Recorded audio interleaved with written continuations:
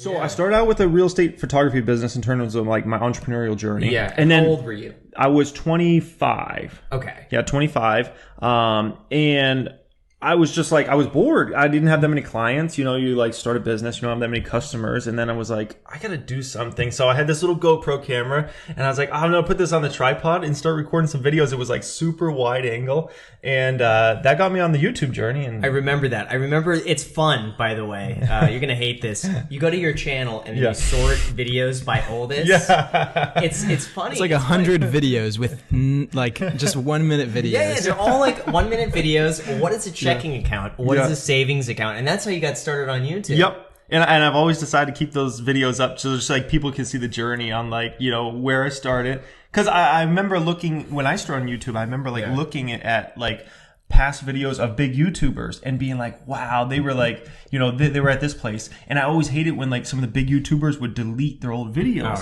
Because it's like motivation. It's like, wow, they were nobody. They grew a following and it's like, it's amazing. Yeah. So, That's fun. So you were doing real estate photography and then YouTube for fun. YouTube, yeah. Okay. You weren't making any money from YouTube back then. No, the first year pretty much I didn't. I mean, I made hundreds of videos in that first year and didn't make hardly anything. I think the first time I got a YouTube check was at least probably 10 months into my journey.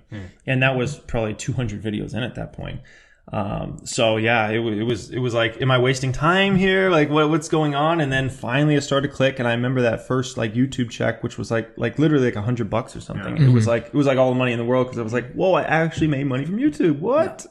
You didn't want to do it for money. You wanted to do it just for fun. Well, I always knew you could make money. So I was like, if we get to that place, like that's going to be awesome. But you know, if we don't, we don't. I'm like, the worst case scenario is I put out a ton of videos, a ton of content, and it helps out, hopefully, people and just understanding like basic financial stuff.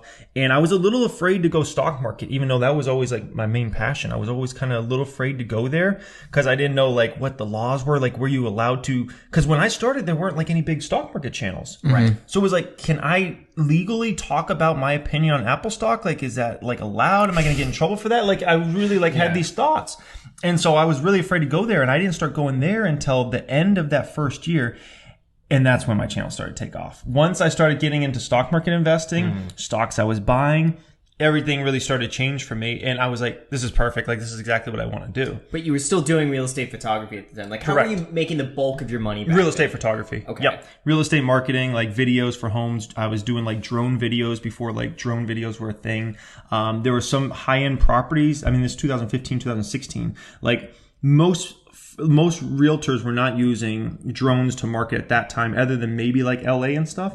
But out in Vegas, it wasn't like a big thing yet. So I kind of like hopped on that wave before like other people knew it was a thing. And that's how I like drove that initial business. People were like, whoa, you fly around a drone. And it was DJI just came out with like the DJI Phantom 3. And and now that's what actually helped that business out. And that's what paid the bills. And that's what got me through to keep doing YouTube essentially. Because I think if I honestly would have started working a normal job again, I probably would have quit. Yeah. But you were taking all that money and then what? Just putting it in the stock market back then? At that time, yeah. Well, paying bills. One, you know, I had one of my children at that time. I just got married. So I was at that time with the real estate, I was mostly using that money to pay bills, fund the YouTube business, and then, try to invest a little bit here and there. So. And then when did you start getting really heavy into the stock market? Because this is what bringing you on today. We're going to be talking stocks. So 2008, 2009 is when I started researching stocks, started investing, and I started investing heavily once I started working at QT, which was, we have to go back to like 2010 for that, 2010, 2011. And that's when I started really investing a lot. As far as YouTube, you know, I started really talking more about stocks in about 2017. That's when I started feeling comfortable to put myself out there. And that's a whole other thing there when you start talking about stocks, because stocks move up and down every day. So you have to really have thick skin, because if all of a sudden you talk about, I'm going to buy, you know, Tesla stock today, and Tesla stock the next day goes down 3%. Everybody's like, oh, you're so stupid. You should have waited to buy Tesla stock. You know, it's a tough. I get so nervous. Anytime I post a video in the stock market, Jack knows. I'm telling him, like, if Monday is green, we're going with this. If it's not green, my whole video is ruined. Really.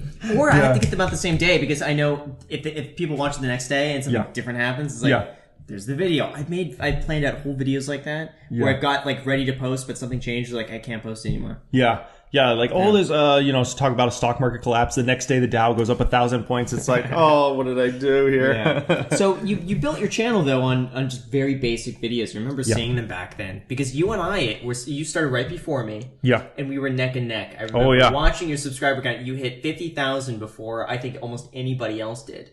You were one of the first channels to hit 50,000 subscribers. Yeah, no, that was a finance channels. Yeah, finance channels. No, and I know we spoke about this many times. You said like I was an inspiration back then for you. Oh yeah. And now I look at you as an inspiration because you've shown the whole space like what's really capable of, and I'm like, I don't think I would be at the level I'm at without you because you've opened up my mind to what's possible on YouTube. Clickbait. Oh gosh. Clickbait. Edit that out. Explosions and thumbnails. Crazy thumbnails. Yeah. That's what people in real life. It's funny to watch everyone else do the thumbnails. One of these days it's not going to work anymore because everyone is doing it and then you have to go back to something else. Like a monotone face. Yeah. No, but yes, in all seriousness, you've been a huge like inspiration for me, and I think for anybody in the space, just realizing what's possible. Like it's not just like a super niche thing. You look at the type of view counts you pull in. These is like big for any YouTube channel, not just like it's big for finance space.